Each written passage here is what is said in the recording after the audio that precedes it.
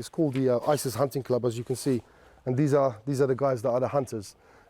We never go to any fight expecting to lose, so we always feel like we have, we are the hunters, and the ones that we be facing, they're going to be hunted. So that's the reason, and we're very proud of this patch.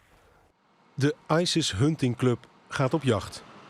Het is 10 uur in de avond als de elitetroepen van de Koerdische Counter Terrorism Group vanaf hun basis vertrekken naar het front voor een operatie tegen Islamitische Staat. We have an operation that's going to be happening in the next few hours. It's something very strategic for us, so we're going to try and cut off some lines and try and do a bit of damage to ISIS in some of their strongholds. Het konvooi houdt een tussenstop in Kirkuk, 30 kilometer voor het front. Hier pakken de commando's nog een paar uur rust voordat de aanval werkelijk begint. Er wordt wat gelummeld. Er wordt wat geslapen. De sfeer is ontspannen. Van enige angst of nervositeit is niets te merken.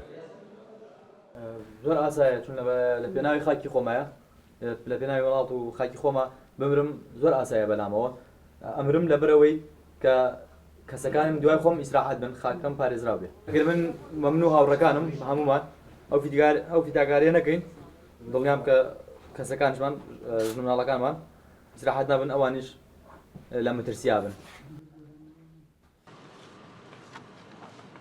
3 uur in de nacht. Om zo onzichtbaar mogelijk te zijn, worden de remlichten van de auto's afgedekt met modder. De rit naar het front gaat door een gebied waar nog veel IS-sympathisanten zijn. In de verte zien we de oranje gloed van de olievelden die dit gebied zo strategisch maken. Zo worden onder dekking van de nacht de versterkingen aangevoerd. De operatie zal bij het aanbreken van de dag beginnen.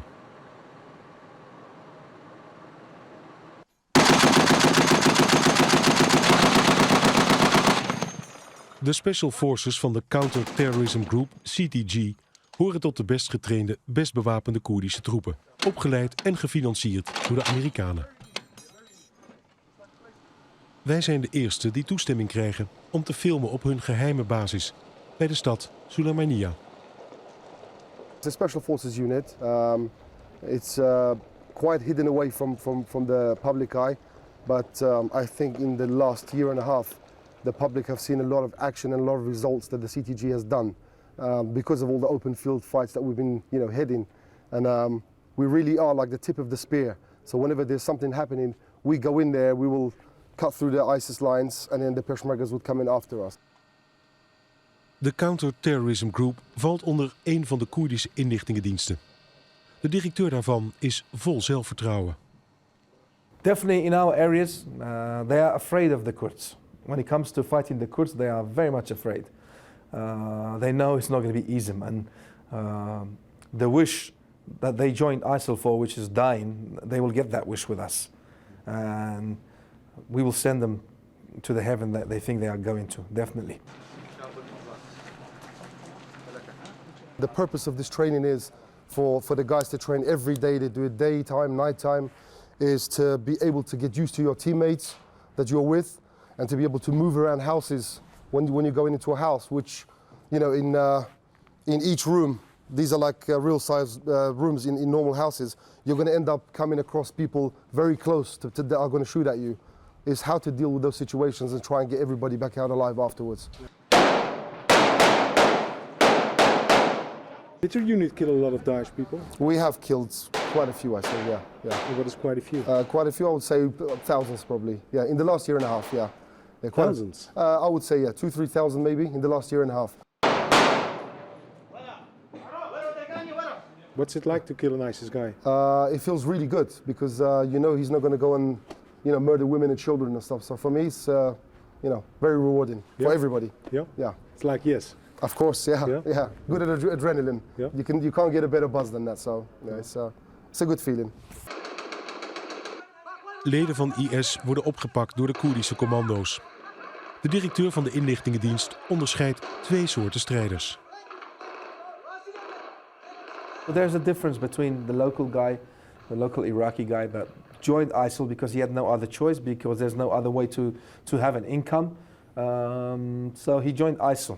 But there's a difference between the foreign fighters. The foreign fighters are here, most of them here to die, to experience this thing, especially the Chechens, the South Asians.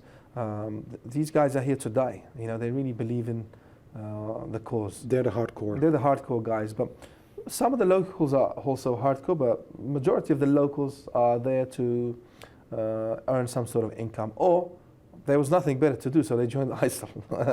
Really? This is the case. So like I said, there's a difference between. But the danger is, the longer ISIL controls these sort of territories, the more influential they will get. Don't forget, controlling land for them, they will be more influential. They are bringing up a young generation now, from a very young age, training them, preparing them, brainwashing them.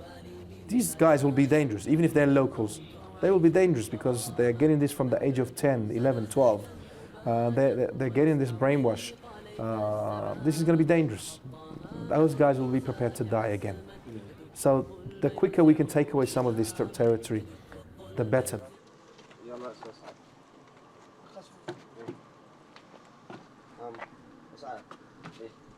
De informatie uit de verhoren van IS-gevangenen wordt gedeeld met de buitenlandse inlichtingendiensten. Waaronder de Nederlandse.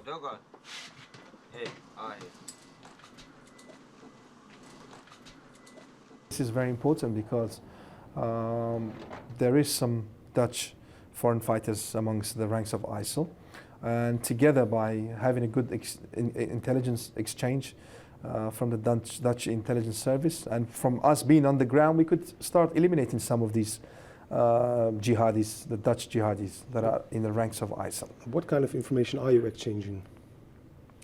All kinds of information on threats against European countries, on information on personnel who are fighting in the ranks of ISIL, the information we gather from the front lines, from the detainees. So there's no limit of what kind of information we exchange together. Aan het front breekt de ochtend aan. Het is even na 7 uur als de aanval wordt ingezet.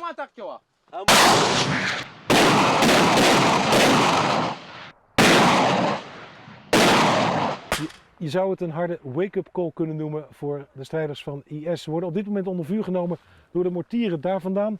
De sluipschutters die daar zitten. De bedoeling van deze actie is niet om het dorpje een meter of 500 hier vandaan te heroveren, maar om een mentale tik uit te delen. Om aan de strijders van IS te laten weten dat ze op geen enkel moment nog veilig zijn.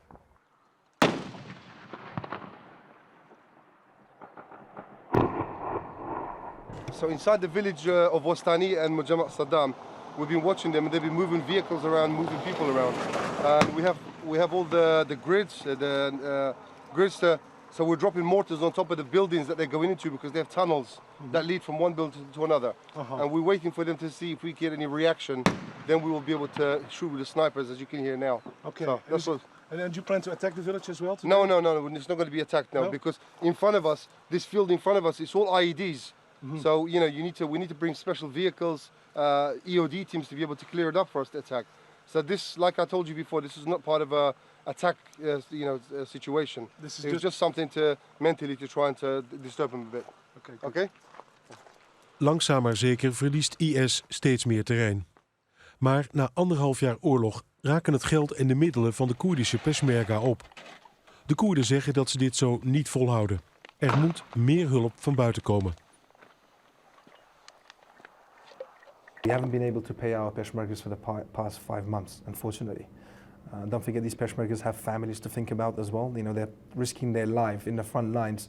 And a lot of people, a lot of delegations that come from Europe, they say that we are fighting this war on behalf of the world. I don't want this just to be words, to be honest with you. In the past we've asked for weapons and ammunition. I'm asking for some non-lethal stuff as well. I think this is very easy for every country to do. Because what do you need? Because this is what the peshmergas need. They need boots, they need winter clothes, they need all this kind of stuff. Basic stuff. Basic stuff, and this is not too much to ask for. If we are fighting this war on behalf of the world, and we have gone into this war without blinking an eye, we've decided to stand in front of these guys and fight this fight on behalf of the world. Do you think Daesh can be defeated? Of course they can. We've seen them. When they first came in, they would attack a city with 50 guys, and just everybody thought that they were like ghosts or something that dropped out of the sky. So they petrified people. And they did that in the beginning from Syria when they started by their media, by doing beheadings, burning people, drowning people, and that kind of put the fear of God into people. But now we realize and we showed people that these guys can be defeated. They are people with weapons. We have weapons as well. We're not fighting them with sticks. So yeah, and we've showed people that, and Daesh know now that there's a nation, which is the Kurds, that will stand up and that will protect their wives and children and their families and protect their land. We've been living here for 10,000 years. Not many people know that. We're not going to give it up to Daesh. We didn't fall to Saddam. We didn't fall to anybody else that tried to take it. Daesh is not going to come and do anything different, believe me.